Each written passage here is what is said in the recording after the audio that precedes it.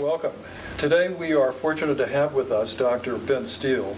Dr. Steil is Senior Fellow and Director of International Economics, as well as the official historian in residence at the Council on Foreign Relations in New York. He's a summa cum laude, graduate of the University of Pennsylvania's Wharton School, and holds master's and doctoral degrees in economics from Newfield College, Oxford. He is the founding editor of the scholarly economics journal, International Finance. He's also the author of several prize-winning books. His latest is The Marshall Plan, Dawn of the Cold War, which won the 2018 American Academy of Diplomacy Douglas Dillon Award and is the subject of today's discussion. Dr. Steil, before asking specific questions, perhaps you could briefly describe the focus of your book and summarize its thesis. Sure. Well, 2018 was the 70th anniversary of the Marshall Plan, and perhaps its most enduring legacy has been the endless desire to repeat it. In the last few years alone, there have been impassioned calls for new Marshall Plans in Ukraine and Greece and Southern Europe and North Africa and Gaza, most recently in Syria. But the old original one has never been replicated or even badly imitated. And I think that speaks to the unique historical circumstances that were in place in 1948 at the time the Marshall Plan was launched. And I wanted to tell the story of the Marshall Plan in the context I think is central to understanding it, and that is the early Cold War. Thank you. Well, tell us a little bit about the provenance of the plan itself. What prompted it? What was its purpose? And who were its chief architects? Well, as I said, this was primarily, for me, an early Cold War story. Of course, during the Second World War, the United States and the Soviet Union were allies in the fight against Nazi Germany. But as Soviet dictator Joseph Stalin wryly observed at the Tehran Allied War Leaders Conference in 1943, quote unquote, the best friendships are founded on misunderstandings. And indeed, the misunderstandings between the United States and the Soviet Union were profound. FDR believed, or wanted desperately to believe, that after the war, the Soviet Union would effectively contain itself. That is, that Stalin would be content within his newly expanded borders.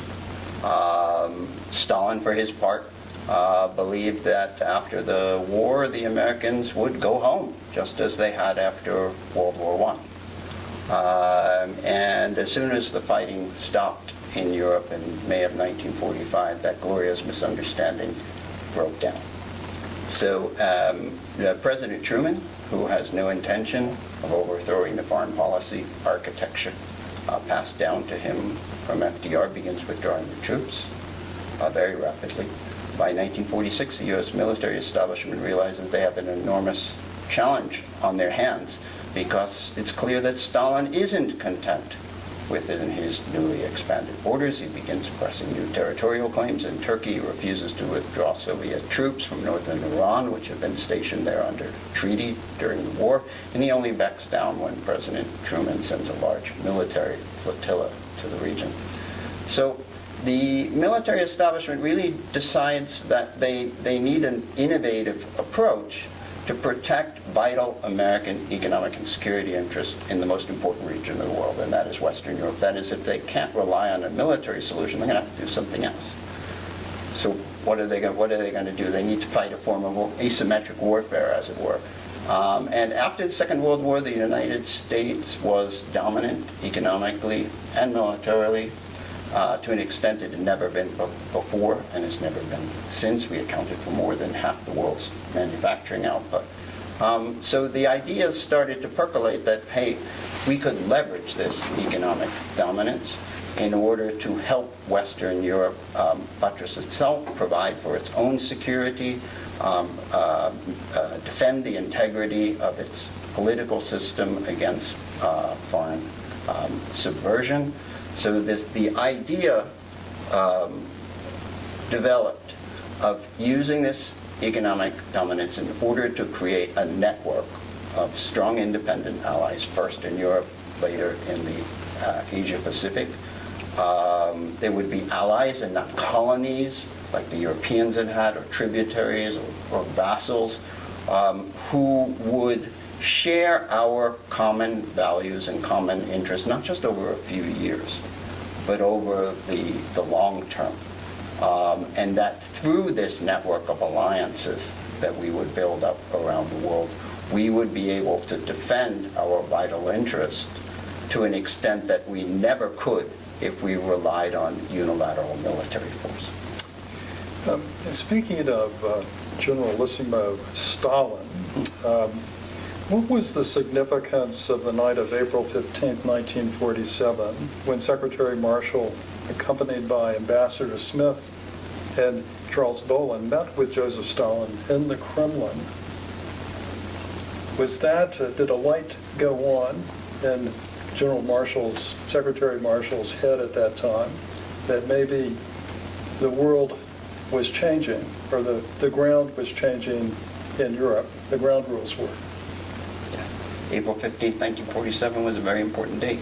General Marshall had just spent 6 grueling weeks in Moscow negotiating primarily with the Soviet Foreign Minister, Vyacheslav Molotov, about the future of Germany. They were trying to reach some agreement that would form the foundation of a peace treaty with Germany that would allow the 4 victorious powers, the U.S., Britain, France, and the Soviet Union, to end their occupation of Germany.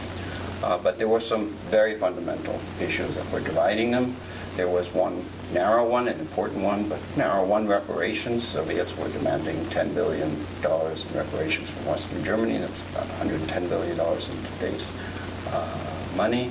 And General Marshall was adamant that that was out of the question. We had done that after World War I, effectively financing Germany's reparations, and we weren't going to do that again. But there was a much bigger divide between the two powers, and that is that neither the United States nor the Soviet Union could countenance the possibility of a unified Germany being an ally of the other.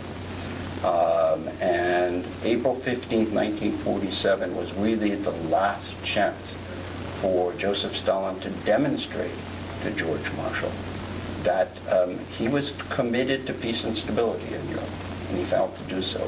And General Marshall, remember, was just back from a brutal year-long failed diplomatic mission in China. He had that very much in his mind. And this time he was prepared. He had a plan B. That is, if he couldn't get cooperation from the Soviet Union, he was prepared to lead the United States into a foreign policy that would do it alone, that would do it with allies, but would not depend on cooperation with a hostile power.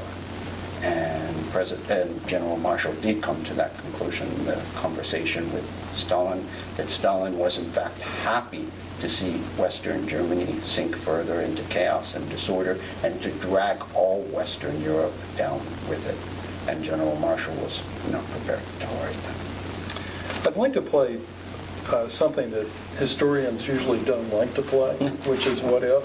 Yeah. But in your book, there's a fascinating passage where you write, although changing circumstances created the opportunity for radical foreign policy innovations, personalities mattered.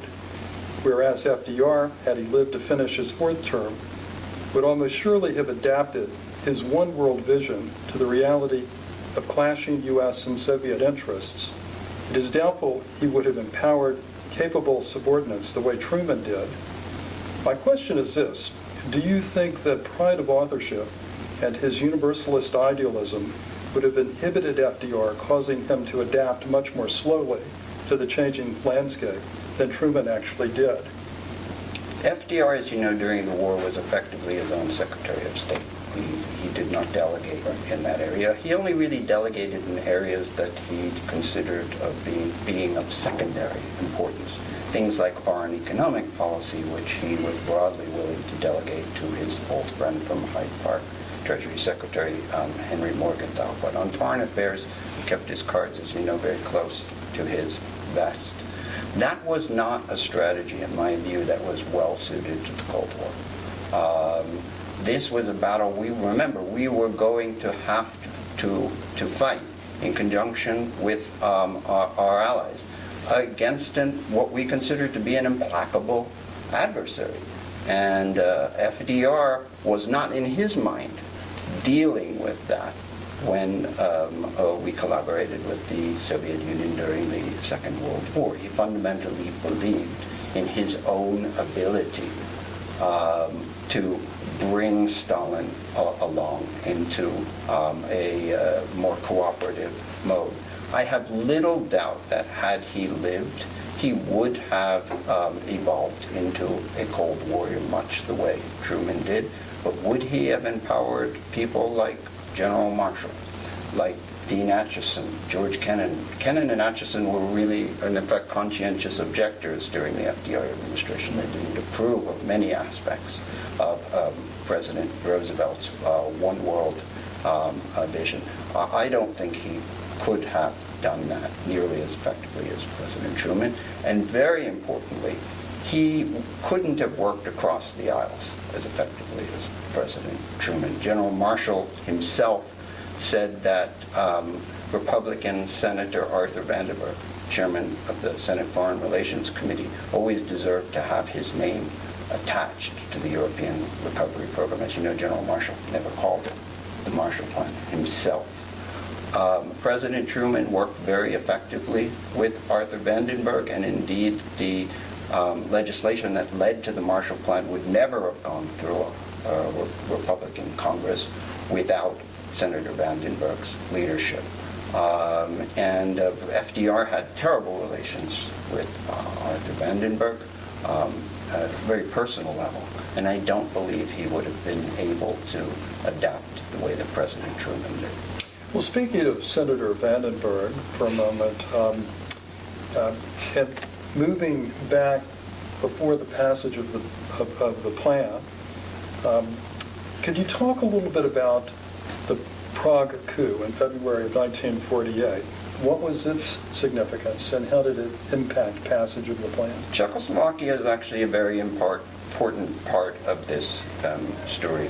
By the time we get to General Marshall's speech at Harvard in June of 1947, the boundaries of the Cold War are beginning to cement themselves. And there really only are two countries at this point that are quote-unquote in play. One is Germany. Of course, this is the big prize. This is what the Cold War is being thought about. But the other is Czechoslovakia. Czechoslovakia had a legitimate coalition government elected in relatively free and fair elections in 1946. About two-thirds of the cabinet were small d Democrats, one-third communist. There was a communist prime minister, a small d Democratic president, and the Czechs wanted desperately to participate in the Marshall Plan. Stalin had to read them the Riot Act a number of times and make it clear to them that that would not be possible. But they wouldn't get the message. As late as December of 1947, the foreign minister, Jan Masaryk, continued to speak out in favor of Czech participation in the Marshall Plan. Stalin began to become very concerned that this would begin to weaken the glue that was holding together his security buffer in Central and Eastern Europe. And he began cracking down on one coalition government in Central and Eastern Europe after another. But the Czech government was the most important because it was the most independent. Now, the important thing to note about this is that George Kennan actually predicted the February 1948 Prague coup 4 months in advance and recommended doing nothing. And that was a very important decision. It wasn't that he didn't, and General Marshall didn't have deep sympathy with the Czechs. But we had already withdrawn our troops. We were in a militarily very weak position to defend Czechoslovakia, and so the hard-headed decision was made to write them off. I think it was a difficult decision. It was a very controversial decision within the State Department, but it was the right decision. The coup itself was very consequential in the United States because there was an impassioned debate going on in Congress about whether the Marshall Plan was the right approach, a massive foreign aid scheme. And there were still many skeptical Republicans in Congress who were not supportive. But the Prague coup served to galvanize support for the Marshall Plan. It convinced a number of wavering Republicans to support it because they came to the conclusion that if we didn't take some sort of innovative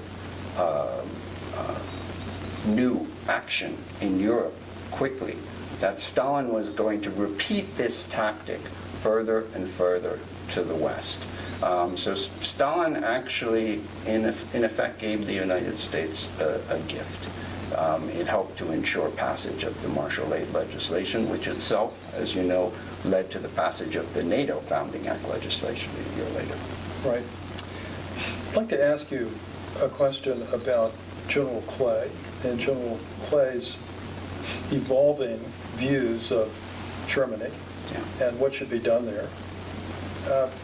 Could you give some background on General Clay and his role for the latter part of the episode? Sure. General Clay, from the time he arrived in Germany after the war, was really determined to overthrow American occupation policy in the country, which was the 1944 so-called Morgenthau Plan, named after Treasury Secretary Henry Morgenthau, to dismember and deindustrialize Germany effectively, to turn it into a giant pasture land, to make sure that it could never threaten anybody again. General Clay was fundamentally convinced that this was deeply misguided, not just on a humanitarian moral basis, but on a geostrategic basis, that we needed a revitalized Germany in order to revitalize Western Europe. Now, General Clay initially, going through 1946, believed that the French were more of a barrier to the recovery of Germany than the Soviets were. He believed in 1946 that it was very important to try to cooperate with the Soviet Union to stabilize the situation in Germany. And this was the beginnings of the difficult relationship with General Marshall, because of course General Marshall had great difficulty bringing the French along with his ideas of revitalizing Western Germany and turning Western Germany into the economic engine of a newly integrated Western Europe. This was a very delicate diplomatic operation, and General Clay, for all his skills, was not a delicate diplomat. So General Marshall saw General Clay as a typical general of what he called localitis, was fundamentally wedded to his own mission and could not see the larger mission. Now, I personally give General Clay enormous credit for his role in reversing American occupation policy, and without that reversal, I argue in the book, the Marshall Plan would never have succeeded. I would also emphasize that General Marshall didn't fully recognize the conversion that General Clay himself went through after Marshall's 6 weeks in Moscow in March and April of 1947, which convinced General Clay that cooperation with the Soviets was no longer possible. And indeed, as we move into 1948 and 1949, General Clay becomes the hawk of hawks when it comes to the policy of Soviet containment. Well, thank you very much. I appreciate your time, and I encourage everyone to read your book. It's excellent. Thank you. Thank you.